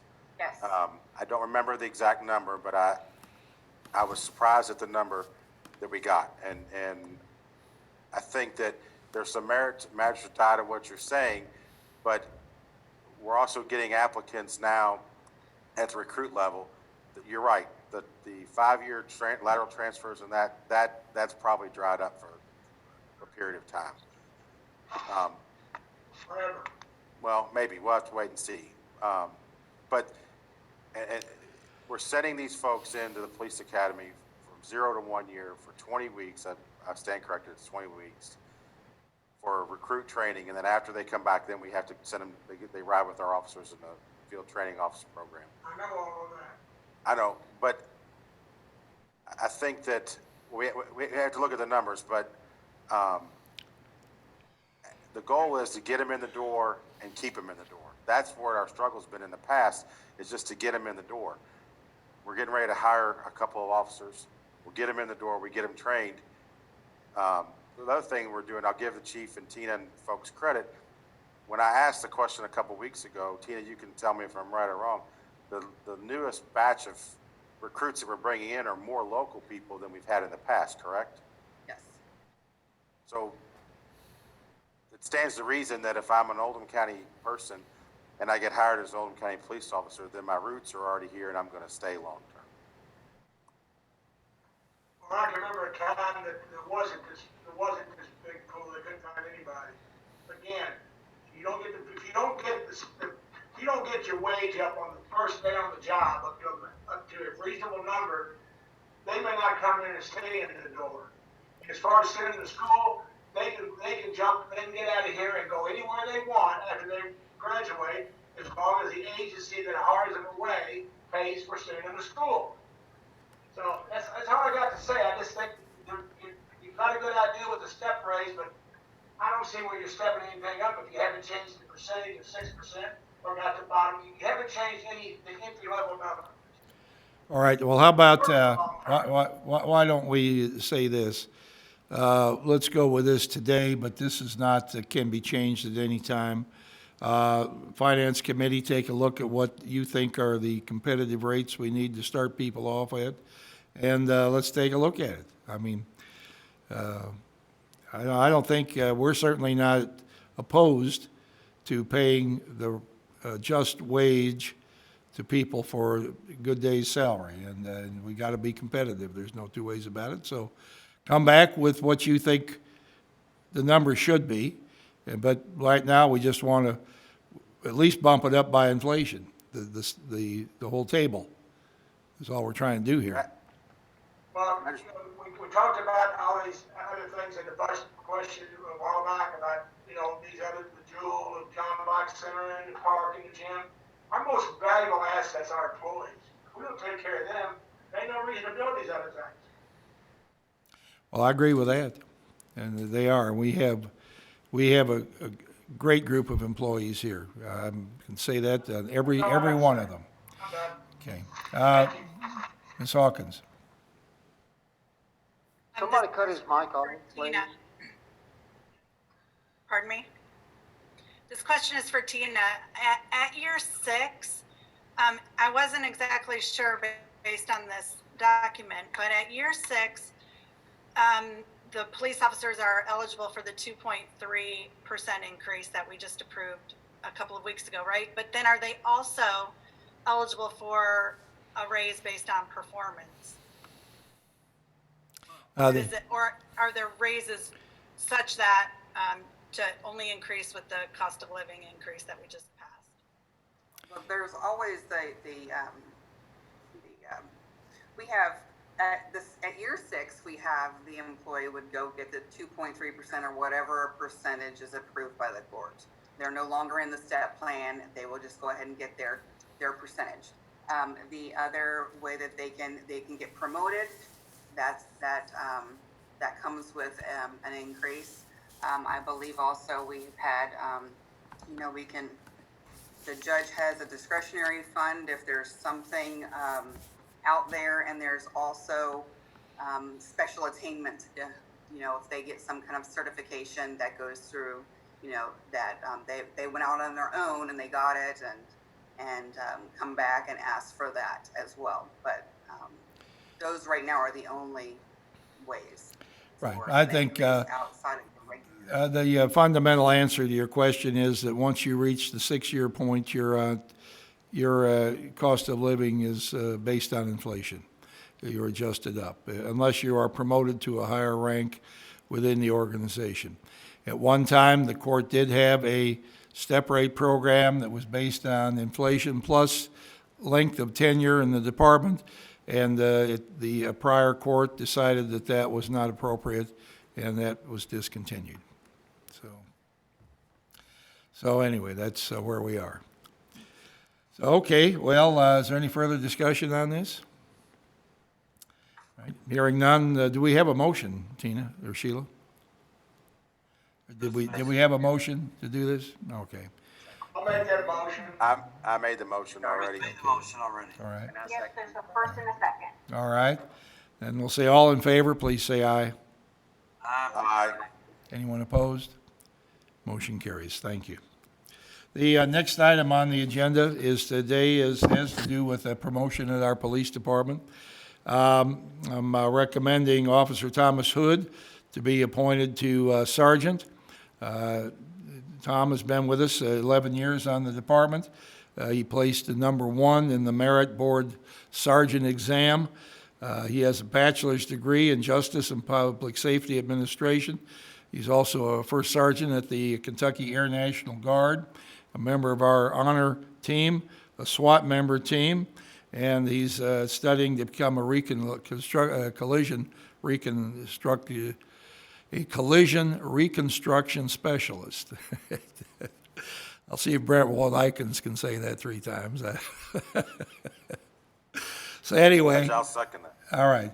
Tom is a great officer, and he's was #1 in the sergeant's exam, and the chief believes that he deserves a chance to move up in the ranks, and I support that. So is there a motion to promote Thomas Hood to sergeant? I'll make that motion, Judge. Second. All right. Any discussion? Magistrate Hounds? I just want to make a comment. I have worked with Officer Hood on a couple of things. He does patrol in my district, and he's been very attentive in taking care of issues and complaints that I've had. Not saying we've got a lot of great officers, but just had a lot of interaction with him over the past couple of years, and I think this is a great move. Thank you. All right, seeing no other comments, all in favor, please say aye. Aye. Anyone opposed? Motion carries. Thank you. All right, we're down to the final item on our meeting agenda here today, and so I'm going to ask the court if they have some comments. We'll start with Magistrate Tice. Judge, 1 second. Jim Selman's back. Is he going to make recommendations on the road bids? Yeah, good point. There he is. Okay, Jim. Sorry I missed you down there. Go ahead. Mic's off.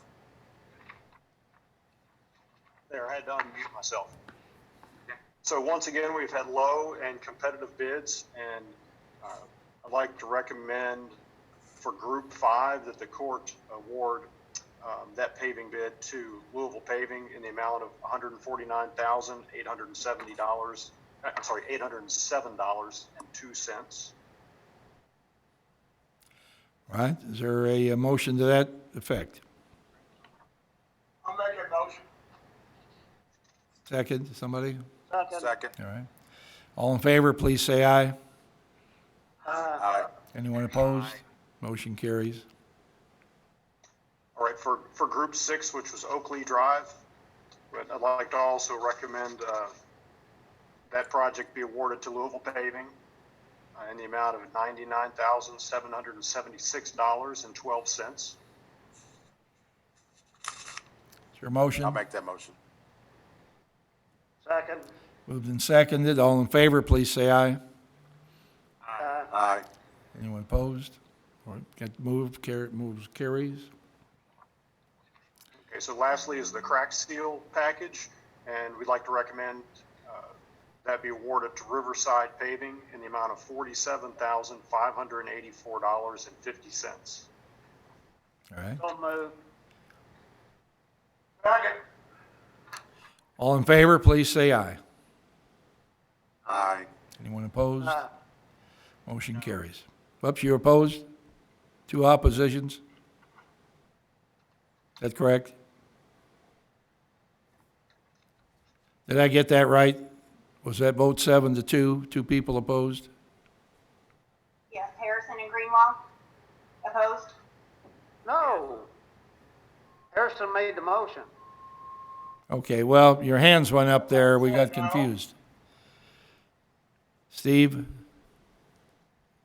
I said no. Okay, Steve, all right, motion carries 8-1. All right, thank you. Now, Magistrate Harrison. Yes, thank you, Judge. Louisville Paving had 2 cents on the first one and 12 cents on the second, and I'm willing to donate 14 cents to make it even numbers, make bookkeeping easier. Okay. Seriously. Right. I understand. We'll accept that donation to the Oldham County Relief Fund. Consider it done. You can get it 2 cents worth then. Give the cash to Melissa. 'Cause, all right, now I guess I think we've got everything taken care of. So we can go around and see if there's any final comments. Magistrate Tice? The only thing I've got is that the next court meeting, I'm going to ask that we discuss the budget. In the years past, I know how our court does not handle marathon discussions very well. We get frustrated after about the first half an hour and say, well, let's just go on and get it over with. And as you work through the budget, we need to do due diligence this next couple of weeks, talk about it, iron it out, but not try to do it all in one session because I don't think we'll do it. I think we'll just give up. So. Well, I'm happy to provide any information that is sought, and if anyone wants to submit any questions to myself or Stan Clark, then we'll be prepared to answer them or submit them to Bob Dye. The Finance Committee went through this with a fine-tooth comb, and I appreciate the work they did. I'm not trying to second-guess anybody. There were just a couple of things that I thought, quite a few things were eliminated, but there were a couple of things I thought, well, everybody should have a chance to vote up or down on, and rather than me just take them out of the budget at that point. So, But don't misunderstand me, Judge. I'm just talking about knowing what we're doing and having an honest conversation, so we just answer what we don't understand. right. Be a positive, negative, for, against, whatever the case is, and we can educate ourselves. I think. Okay, sure. That's all. Magistrate Hounds. Nothing, sir. All right. Magistrate Likens. Nothing, Judge. All right. I say hello to Elizabeth. We saw her walk through the background there early in the meeting, so I know you're home today. So, Magistrate. Pardon? As are we all. Oh, at the office. Okay. Magistrate Logston. Yes, Judge, regarding the budget, I would suggest that all the magistrates call the department heads and ask some questions, and call the finance team to ask them their questions. We have a month now to decide, 2 weeks if we want to bring this up again. Everybody has ample time to ask any questions they have. Right, and I don't want to leave the impression that the different department directors don't know what's in this budget's not a surprise to them. No, that's not what my point was. My point was, if you have any questions regarding what a department head, call them and ask them their question. Right. That'd be fine. And But that's all I have. okay. Magistrate Hawkins. And I'm going to read something. We have a Curry's watershed coordinator in our county. Her name is Becca Truman, and so this is from her.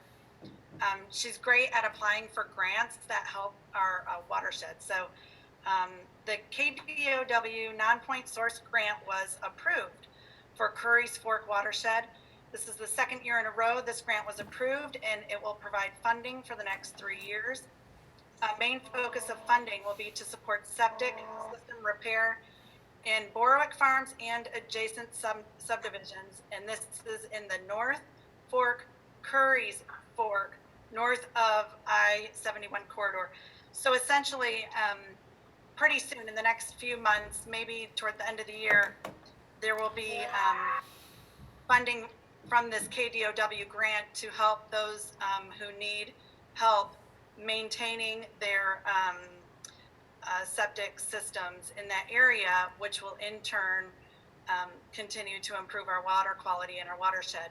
And the match for this next cycle will be a 50-50 match. So something to kind of look forward to if you feel like you have septic system problems. So that's that. And the second thing is today is Cinco de Mayo. So happy Cinco de Mayo, and it's a good reason to go get takeout from the local restaurants. That's just my opinion. So that's all I have. All right, thank you. Measure die. Yeah, similar thing about car break-ins you mentioned earlier, but there's one thing that Chief Smith mentioned last court was the number of weapons that were being found in cars that were unlocked. Now, I'm sure he did not say specifically handguns, but I would think that somebody would leave a weapon in a rack in the back of a pickup truck, but they may. But I'm also on the Metro Louisville, because my district of West Jersey County, they had the same problem about car break-ins, but they were also losing a lot of weapons. People leaving them in their car. It seemed to be the 9mm Glock seemed to be a popular item. So, for God's sakes, it's bad enough leaving your car open to get something stolen, but don't let some teenager steal a 9mm out of your car. Most of them probably know how to work. So, lock your cars, be smart, be proactive. Thank you. All right, Measure Harrison there. Yes, thank you, Judge. Just another reminder on Census 2020, if you've not filled out your questionnaire and sent it back in, please do that. It won't be much longer before the people who come out trying to find you not sent it in. So please take the time. You can probably do it in 5 minutes online. Military Observance Days, May the 8th is Victory in Europe Day. May the 12th is Military Spouse Appreciation Day. That's all I have. Have you heard anything about Memorial Day? I haven't heard anything about whether or not we're going to have one or not this year. No, I've not heard anything, Judge. Okay, that's another event coming up pretty soon. So. Yeah, normally I'm just mentioning the ones that occur in between our meetings. Yeah. Okay. Thank That'll you. be on my list for the next meeting. Okay. Thank you, Measure Greenwell. Thank you, Judge. I just want to go back about 4 meetings to what Magistrate Tice said whenever this all started. And he was talking to the Finance Committee because he had been chairman of it for several years. And he just urged us to proceed with caution because we don't know where this thing is going or how far reaching or how long it's going to last. And while I agree with you that there is going to be a bell curve, we just don't know how tall or how wide that bell is. And so I think the last thing we need to do is to build some structures or make some improvements that will look like ghost towns after we get done with them because nobody wants to come to them. So I just would urge all the magistrates to proceed with caution. All right. Thank you. Okay.